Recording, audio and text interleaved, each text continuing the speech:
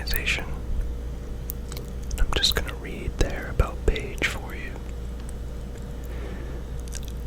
Our mission is to fight devastating ignorance with a fact-based worldview everyone can understand. Gapminder identifies systematic misconceptions about important global trends and proportions and uses reliable data to develop easy-to-understand teaching materials to rid people of their misconceptions. Gapminder is an independent Swedish foundation with no political, religious, or economic affiliations. So, I was introduced to this website through one of my university classes, a geography class.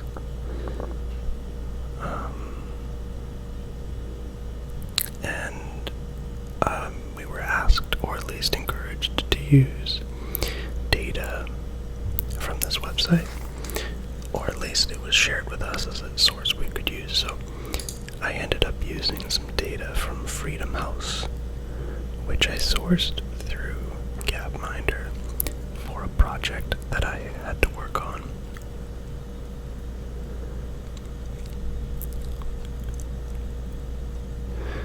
So we're going to understand the changing world today.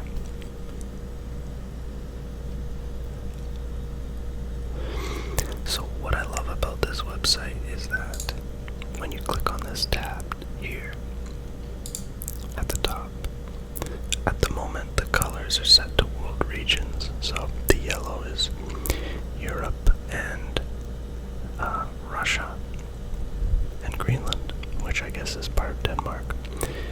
And then you have Asia, Middle East, and Oceania, or Oceania, or whatever, Australia and the other Southeast Asian countries. They are in red.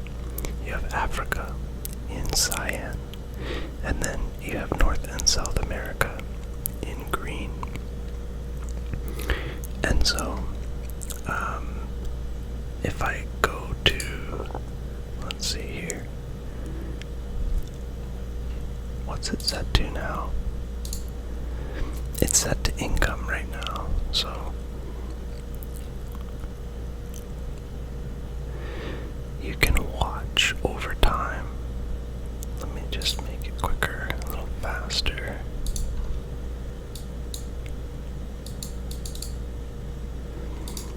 There we go. Now we can play from 1800. You can watch each bubble is a country. You see we got China here. I'm not sure what this is. I think that's the US. You can see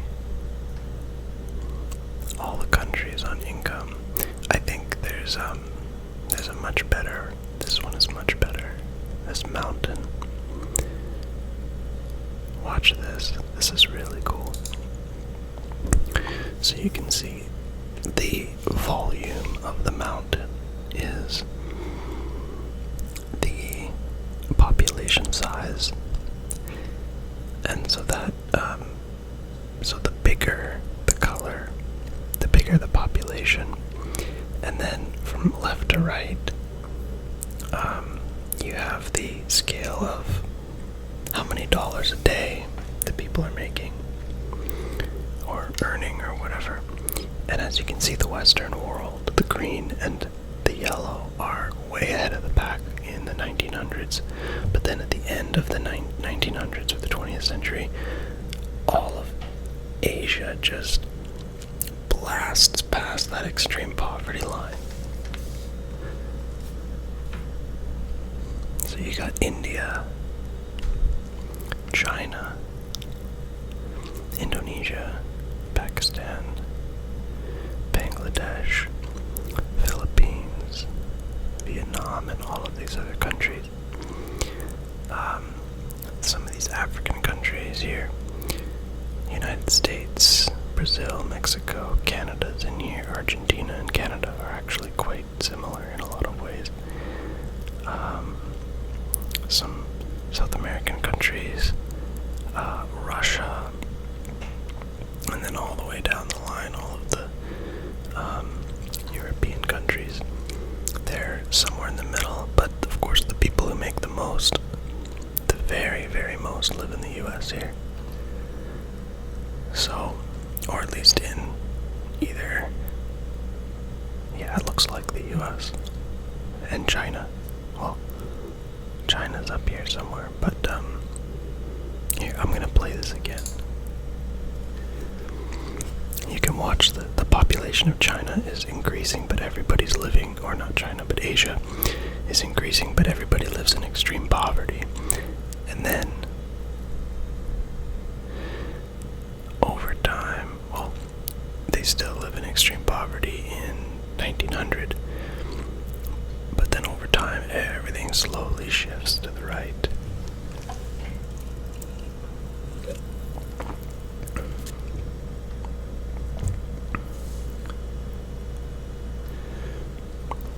You've got a lot of, like a very small proportion of Asia was making much more than $1 a day, or $2 a day, I guess, for a time there around, let's see here, right around here. This looks really, in this part, China's still quite behind here. India is catching up. Indonesia, what's this one? Japan, of course, is like following the Western countries because of the economic integration, I assume, after World War II. Yeah.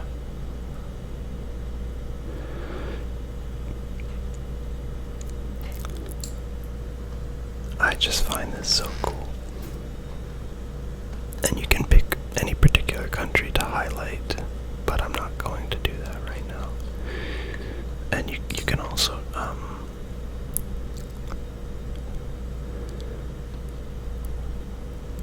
look at the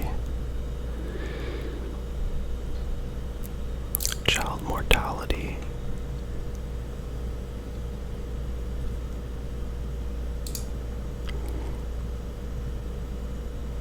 No, this is still number of people by income. That doesn't make sense.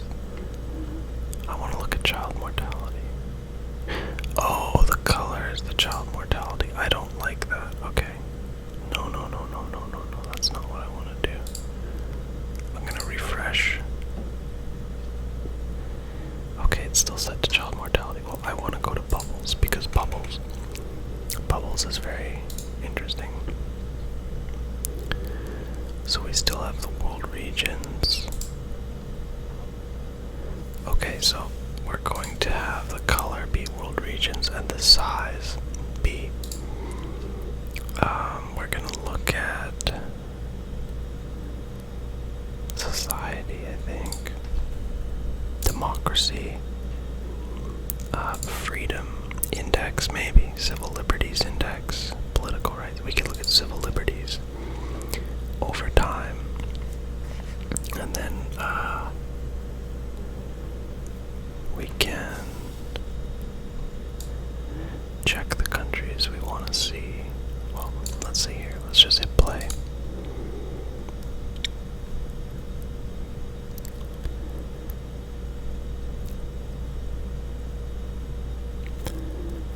Okay, well, that's life expectancy. I thought we were looking at civil liberties. What's going on? Okay, that's the size.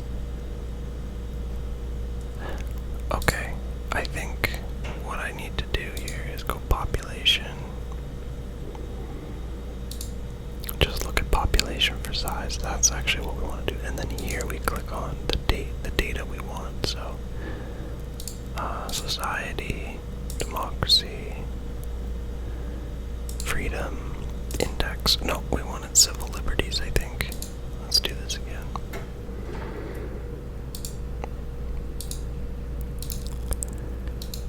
Civil liberties, okay.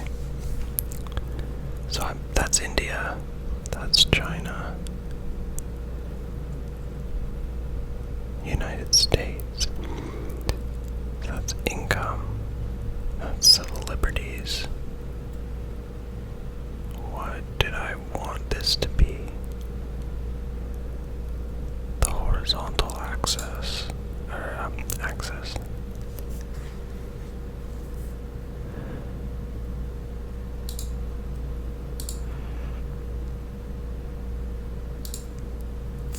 Freedom index, maybe. I think. Why does China rank so high here? Okay, I'm pretty sure the higher rank means lower civil liberties. Let's take a look at this. Civil liberties are assessed by 15 indicators, taking a form of questions and grouped into 4 subcategories. A, freedom of expression and belief. Are there free and independent media? Are individuals free to practice and express their religious faith and non-belief in public and private? Is there academic freedom? And is their educational system free from extensive political indoctrination? Are individuals free to express their personal views on political or other sensitive topics without fear of surveillance or retribution? Associational and organizational rights. Is there freedom of assembly? Is there freedom of non-governmental organizations, particularly those that are engaged in? Okay, so these are all the metrics. 1 representing the greatest degree of freedom, and 7 the smallest degree of freedom. Okay, so it's probably the same for this. Okay, freedom index is the average of political rights and civil liberties. Oh, okay. So freedom is probably what we want to do. So maybe we want to put freedom here. Freedom index. And then down here we do, can I just do time?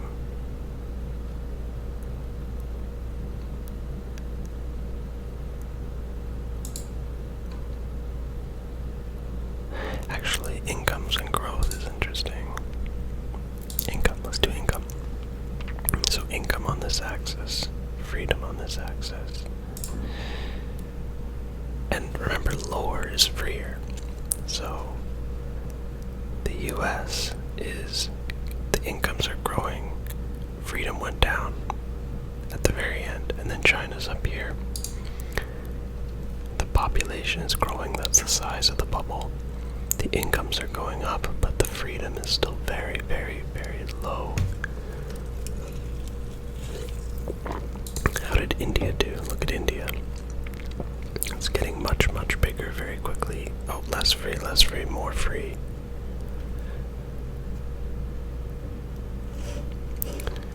What other? Okay, Brazil.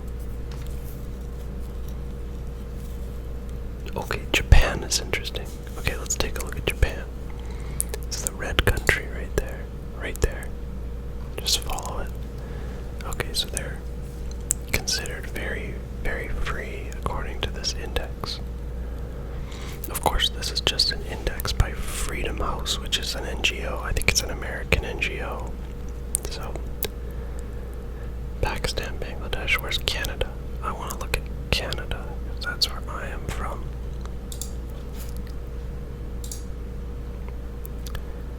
Okay, so Canada is popping. Let's do Australia.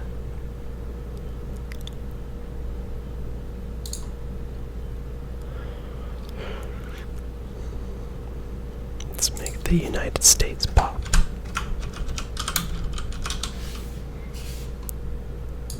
And let's make China pop.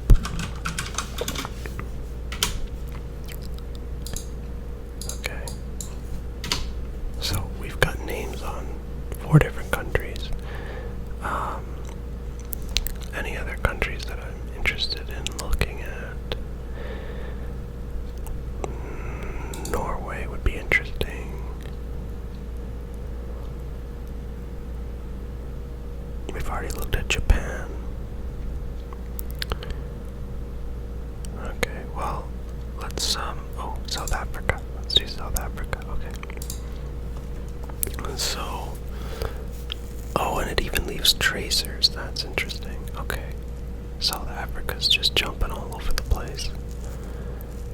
Canada, Norway, Australia, and the United States are all just up there. Okay, what's this? Russia. Wow. Russia is considered very unfree.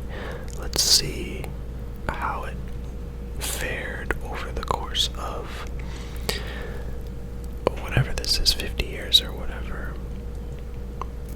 Russia became less and less free. It looks like under Putin.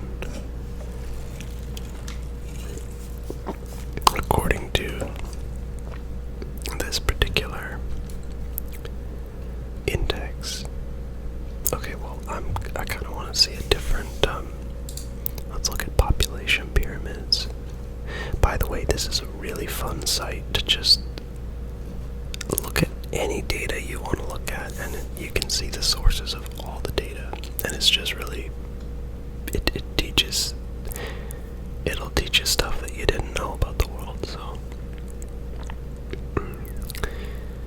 let's see here.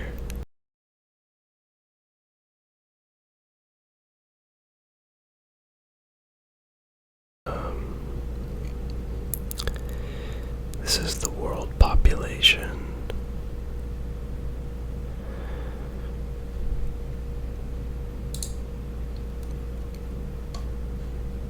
Let's go back in time all the way to 1950. That was the population of the world. So you have 3.26 million 79-year-olds, and they don't even have the data for anything above it back in 1950, but you have a lot of babies.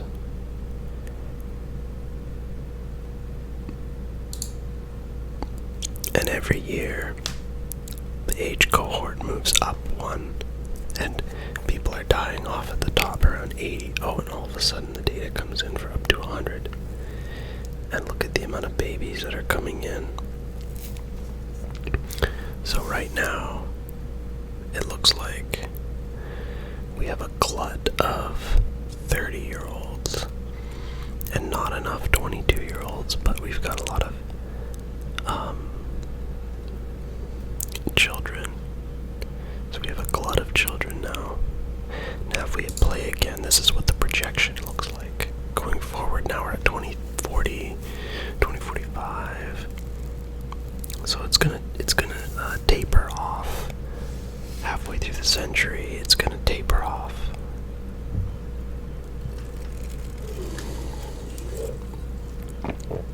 Oh, wow, that's cool.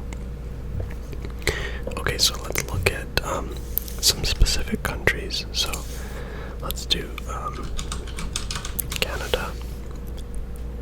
Oh, we could do G77 and OECD countries. That's interesting. Okay, we'll do China, because China's population pyramid is pretty cool. Japan.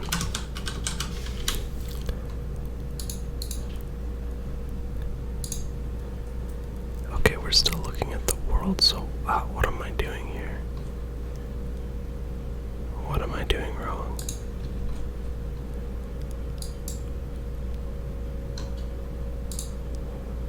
Oh, don't show the world. That's a mistake. Okay, well, I think it's still showing the world. Oh, apply. Missed the apply button.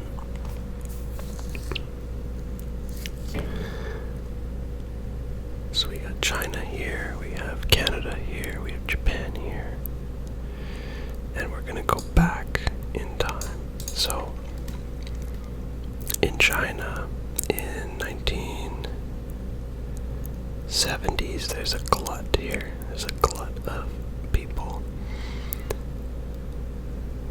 Okay. Japan. Okay, so Japan's population pyramid. Of course, I don't think this is symmetrical.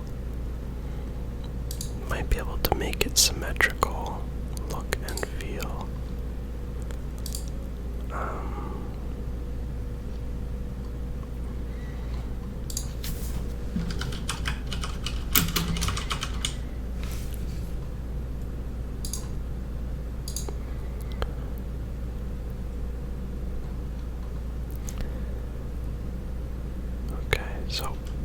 United States is here. They've got quite a lot of young people there. In China, they have a lot of 32-year-olds. Not a lot of kids, though. One-child policy, probably. In Canada, we've got a lot of baby boomers, even Gen X, but then, when you get to around my age, it's like, it's less, and then less, and then less. But that's what immigration is for, right? And then the US just has like a pretty beefy young cohort, and then Japan is like very, very aged, and then not so many kids. Anyway, so let's see what the projections look like.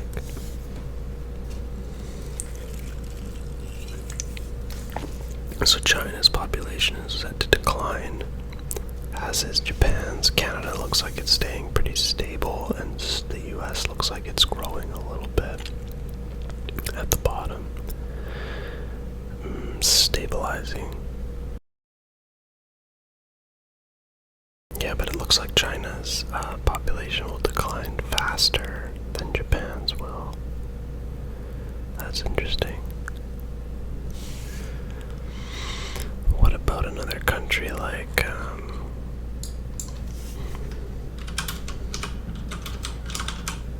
Netherlands? And then let's add in there, let's take away China because it's taking up a lot of space, and the US.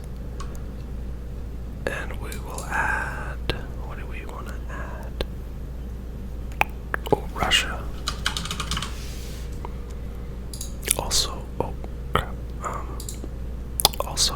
Quite the strange population pyramid in Russia apply.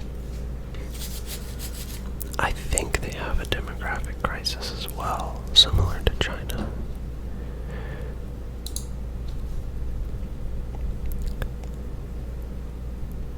Yeah, Russia is erratic.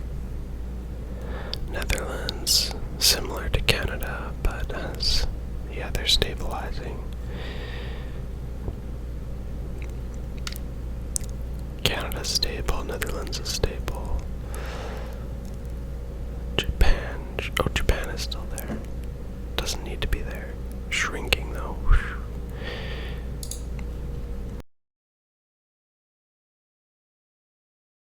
I don't think we can. Okay, well, what's the projection look like for Netherlands and Russia? Okay, well, Russia's supposed to have another baby boom, looks like.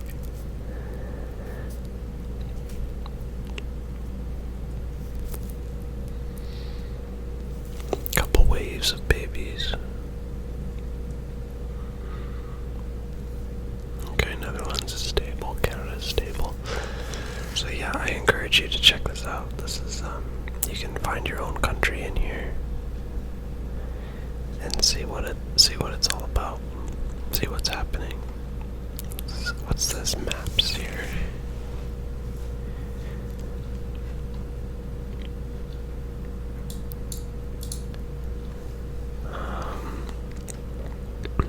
Let's look at some environmental data, maybe geography, surface area, forest area. I think forest area looks cool, and then we'll see probably Brazil shrink over time. Because I hear there's a lot of deforestation, but I know that, of course, deforestation has already happened in like other countries, so yeah. Anyway, so forested area, the size of the bubble is the forested area, and the color is going to be the world regions. Why don't we make it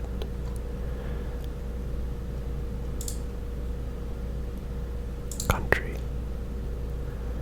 Oh, I thought it would change the color. Never mind, let's do world regions, I guess.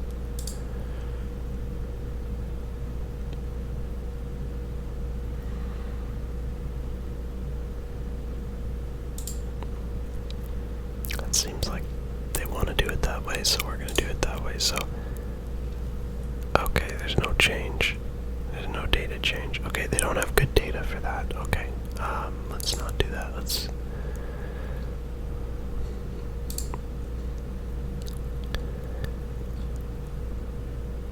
Life expectancy. Maybe. Oh my. So you can see these like northern European countries are fluctuating a lot. Iceland and whatnot.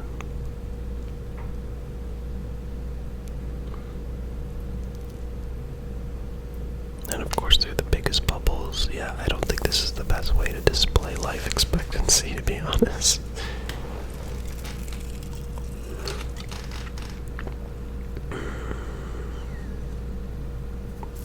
You can see Canada just steadily growing. Most countries just steadily growing, actually, and quite a few are fluctuating.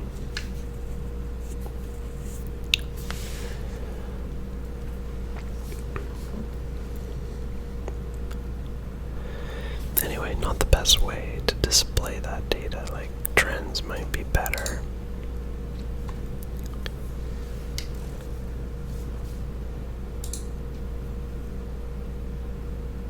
Education.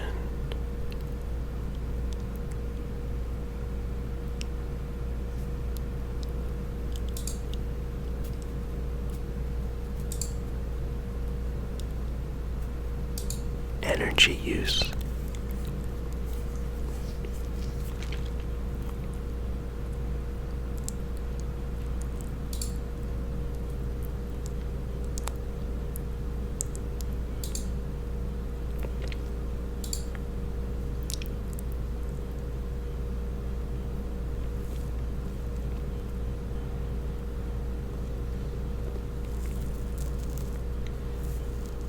Japan. Let's throw Japan in there again.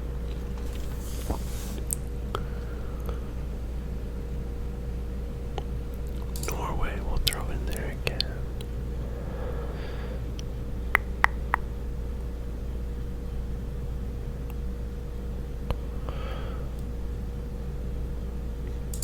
Poland, why not Poland?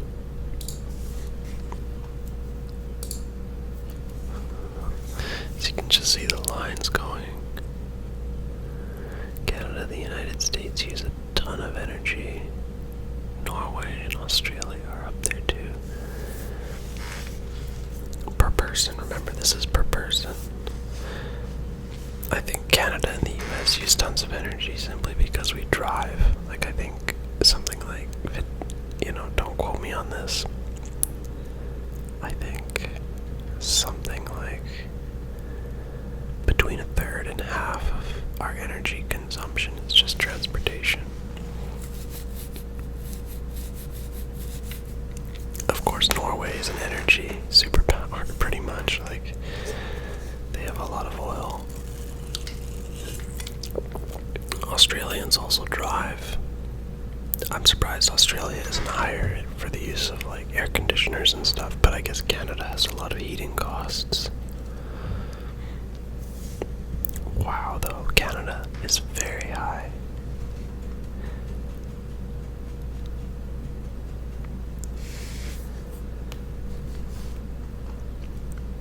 What about Argentina?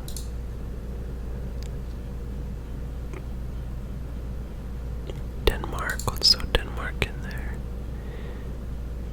Costa Rica, Egypt, Finland, Italy, Iceland,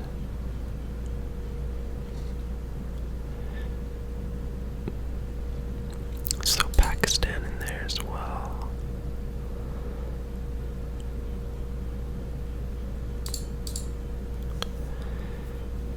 Sweden and Switzerland. Okay. Apply. Oh, okay. I thought Canada was the highest, but apparently it's Iceland.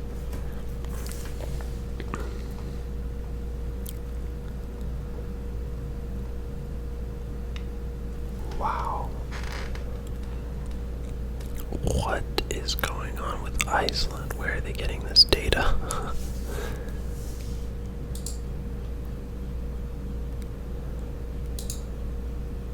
Energy use refers to use of primary energy before transformation to other end-use fuels, which is equal to indigenous production plus imports and stock changes minus exports and fuels supplied to ships and aircraft engaged in international transport.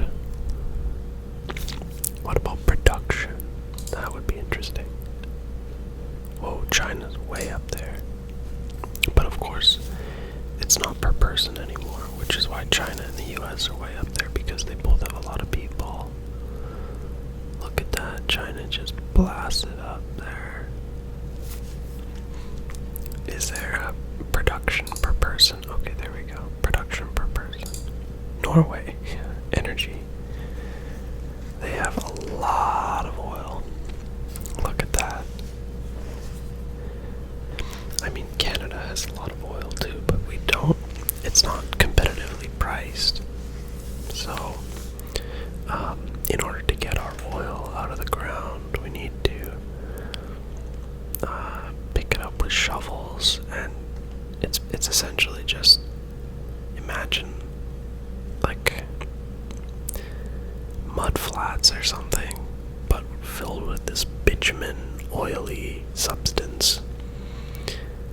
That's essentially where we get our oil. So we have to, in order to sell it, we first have to use the chemical processes and whatnot to extract the oil from the soil, which is a very expensive process. So our oil economy in Canada is very boom and bust, and lately it's been pretty bust ever since the price of oil dropped so sharply.